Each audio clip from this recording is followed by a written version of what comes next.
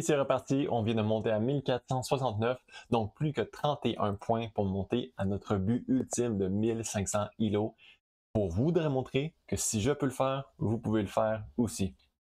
Et c'est parti, on joue les blancs, on joue contre Partia Goitia du Chili. Ok, donc on joue les blancs ici, moi j'aime jouer E4. Et on joue contre une Scandinave, donc D5. Ici, on va simplement capturer et jouer cavalier C3, attaquer la dame. La dame retourne sur ses pas. On va contrôler le centre ici avec D4. Et ensuite, on va ouvrir le jeu très normalement avec des coups comme cavalier F3, fou C4, attaquer le pion. Ok, donc déjà là, je me demande est-ce que capturer le pion en F7 est possible. Fou prend F7, capture. Je ne pense pas que c'est possible pour l'instant, malheureusement. Mais ce que je pourrais faire par contre, c'est jouer cavalier G5 qui va un petit peu forcer mon adversaire à jouer E6. Est-ce que ça donne quoi que ce soit? Je ne pense pas, donc je vais rocker. Je m'attends à ce que mon adversaire rock également. Ok. Ici, on va y aller pour développer notre fou en G5 parce que je m'attends à ce que mon adversaire avance son pion. Il recule son pion. Excuse, pardon. Il attaque mon fou. Et je recule mon fou et garde la pression sur son cavalier. Pourquoi j'ai joué ça? Parce que j'ai l'impression que si mon adversaire décide de jouer G5, ça va être ça va vraiment affaiblir sa position à lui. Ok. Donc, mon pion est attaqué 2 fois, défendu 2 fois. Pour l'instant, c'est correct. Pour l'instant, c'est correct. Mais je vais vouloir... Je pense que je vais commencer simplement par mettre ma tour sur la colonne en E.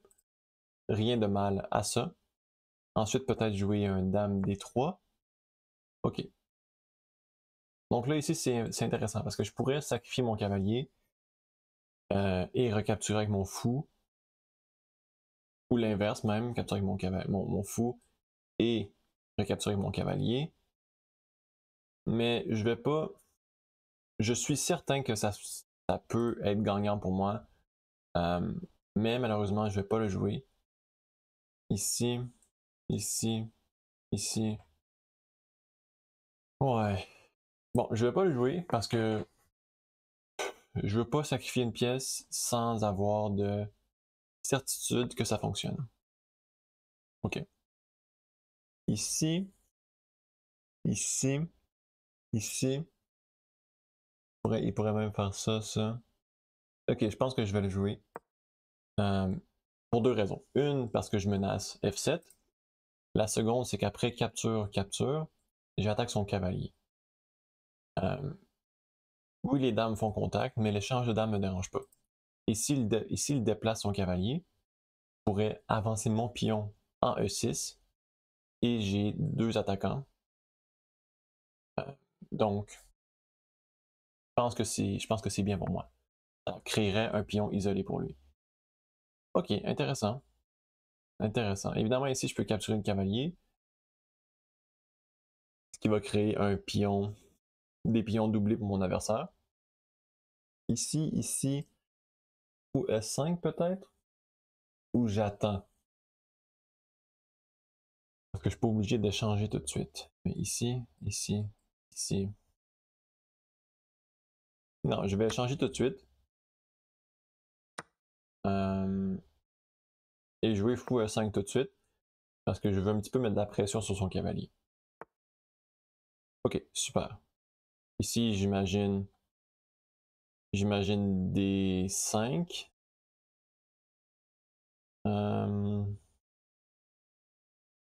Qui pourrait ne pas être fou. Mais D5, j'aurais cavalier C5, non? Non. Je vais mettre en D3. Maintenant que j'ai une belle ligne offensive sur le roi, je garde contact sur le pion. Et mes 2 tours sont connectés.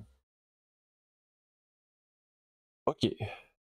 Donc évidemment ici, je suis porté à capturer le fou. Si je ne le capture pas, mon adversaire, je pense qu'il va jouer F6. Donc capture, capture.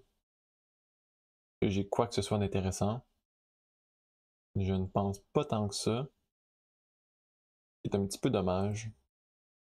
Mais je vais le faire parce que son fou, c'est un bon défenseur de son roi. Donc c'est ça. Je vais lui enlever les défenses. Maintenant, est-ce qu'il y aurait façon d'attaquer son roi? Peut-être avec un H4, par exemple. H4 ou simplement tour E3. Je pense que tour E3, c'est très intéressant. Faire ce qu'on appelle un rook lift. Ouais, bon. Ici, capture, capture. Si je recapture avec un échec, donc ça me dérange vraiment pas beaucoup. Je pense peut-être tour G. Tour G3 serait intéressant, clouer le pion. Et ensuite y aller pour H4. Ça pourrait être bon, ça. Mais en aucun cas, ici, on recapture, parce que ça donne une case pour son cavalier. C'est pas ça qu'on veut. Donc là, on essaie d'apporter le plus de pièces possible du côté de son roi. C'est pour ça que j'ai fait cette petite manœuvre-là avec ma tour. Prochainement, on va pouvoir mettre une seconde tour en E1 et mettre de la pression dans le centre. Donc, échec, le roi peut se cacher, mais je vais quand même y aller pour, parce que... Ah, ben E5. E5, j'ai pas pensé à ça. Je n'ai pas pensé à ça. Mais E5 peut-être. Non. Wow. Ok. Dame E5 de bas. Pour garder la pression, parce que évidemment que je ne veux pas échanger les dames. Et dame E5 est difficile à déloger. Donc, je vais y aller dame E5. Sa dame pourrait s'infiltrer en D2. Mais je vois pas vraiment la menace. Donc, ici, c'est sûr que je pourrais capturer. Et ensuite, ça serait pion prend. C'est pas super intéressant. Même si je prends avec le fou, même chose, pion prend. Donc, qu'est-ce qui arrive si je joue tour D1 au lieu? Clouer le fou à sa dame. Ok, ben, j'ai des nouvelles pour vous. Son fou est encore cloué, donc il n'y a rien qui change ici. Je vais y aller pour H4. Donc, c'est quoi le but de ça? Évidemment, il ne peut pas capturer parce que ça c'est cloué. Mais le but en général, c'est juste d'ouvrir la position au niveau de son roi pour me permettre une attaque. Ici, un wow! Cavalier! Oh! Cavalier E4! Ah! Ah, ça, c'est pas gentil. Oh, cavalier E4. Ok, j'aime pas trop ça ici. J'aime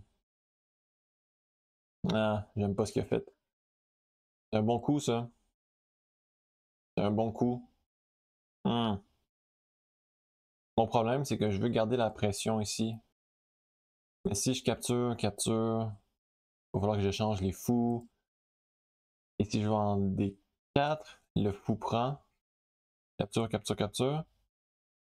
Et là... Ah! Ah, mais je pourrais venir ici. Ah, wow, c'est un bon coup.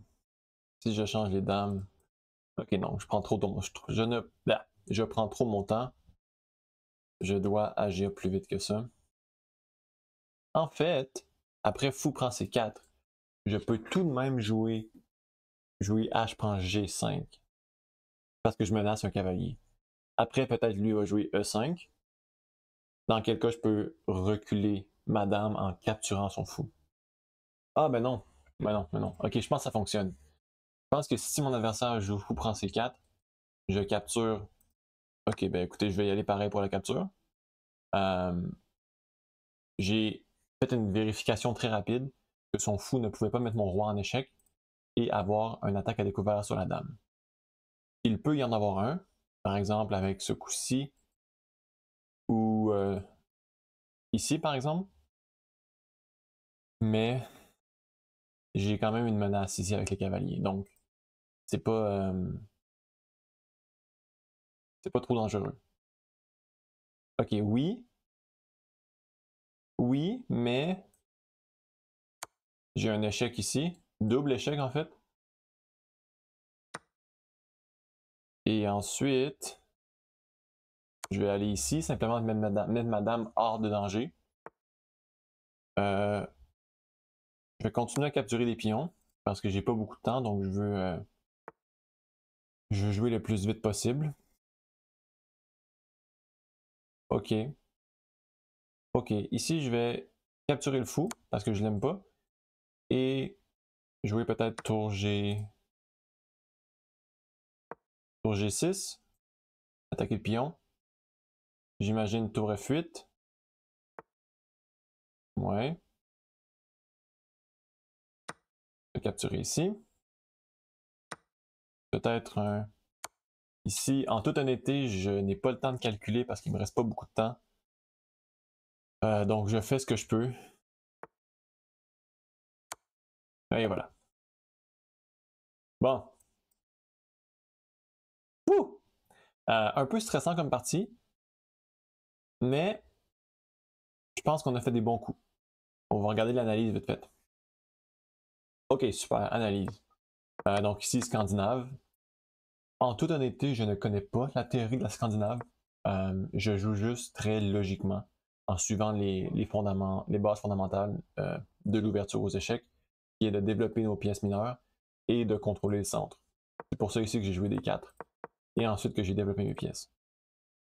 Ici, encore une fois, désolé, c'est pas vrai, mais souvent, quand vous avez un fou qui attaque F7 en début de partie, toujours regarder pour des sacrifices potentiels.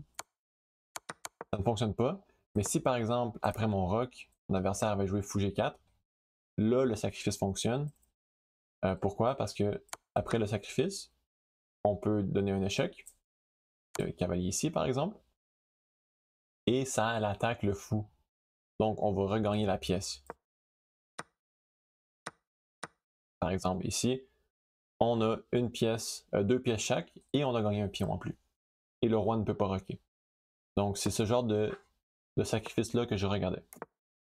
Donc ici, échec, roc, roc. Ici, ici. Vous savez quoi, j'ai même pas pensé ici à D5 qui aurait été possible. Mais D5 ici, peut-être. Encore une fois, je mets juste mes pièces sur des cases actives. J'ai pas de grosses idées en tête.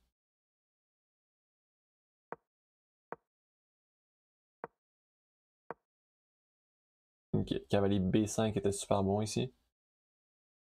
Pourquoi cavalier B5? Qu'est-ce que ça menace? Cavalier prend C7. Fourchette, parce que c'est défendu par le fou. Bien évidemment. Moi, j'ai joué avec l'autre cavalier. J'ai échangé les cavaliers pour doubler ses pions et avoir une bonne pression avec mon fou noir. Si j'ai juste connecté les tours, j'ai pris la décision d'échanger les fous parce que son fou est un Fianchetto. Les fous Fianchetto habituellement sont très forts et ils sont la pièce qui défend le roi.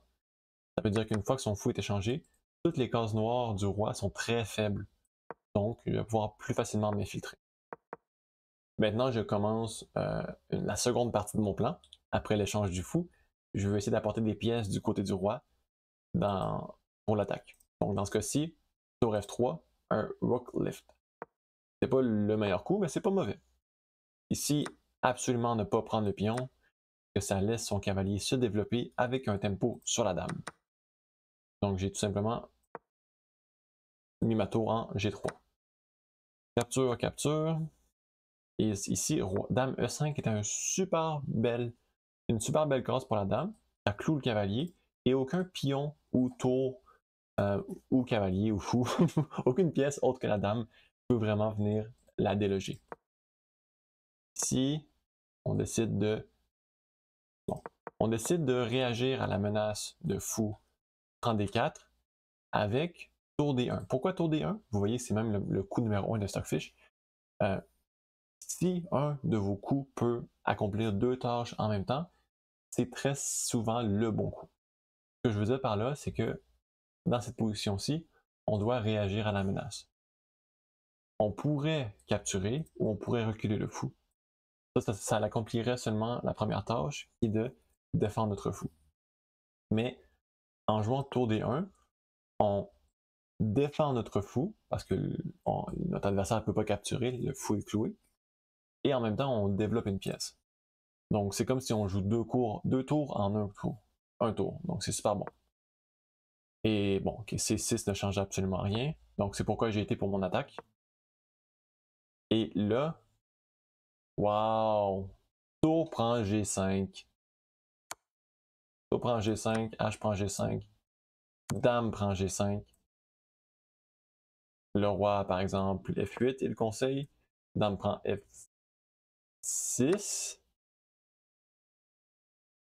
Ici. Tour D7 pour menacer l'échec et mat en un coup. Wow! Wow! Donc ici, mon adversaire ne pourrait même pas capturer mon fou. Mais c'est déjà un échec et mat forcé. Tour D... Ah, c'est pas un échec et mat forcé, pardon. Wow! Mais wow, le sacrifice de la tour, jamais j'aurais pensé à ça. Donc ici, j'ai reculé ma dame.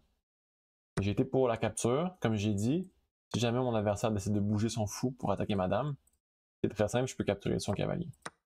Donc capture ici. Et maintenant, bon, son cavalier tombe, donc je le prends avec un échec. Et là, je décide de sortir ma dame de l'échec. Et j'ai pas beaucoup de temps, donc je fais juste capturer les pièces que je peux, donner les échecs qui me semblent logiques, amener mes pièces dans le jeu. Et là, ici, on a un échec et mat en 3 coups. Et ça a tombé qu'on l'avait en 2 coups. Mais dame H3. Ici, mon adversaire a joué roi E7, mais roi F7 était meilleur. On avait dame H7. Et peu importe où est-ce que le roi allait, on avait un échec et mat en D7. Mais finalement, nous, on a joué H7, roi E7 et dame D7, échec et mat. Donc vous voyez, on a réussi à détruire les défenses du roi, en partie à cause qu'on a échangé les fous de couleur noire, et à cause qu'on a commencé une attaque sur la structure de pion du roi. On a amené nos tours, et vous voyez à quel point les tours ont joué un rôle essentiel dans l'attaque. Wow!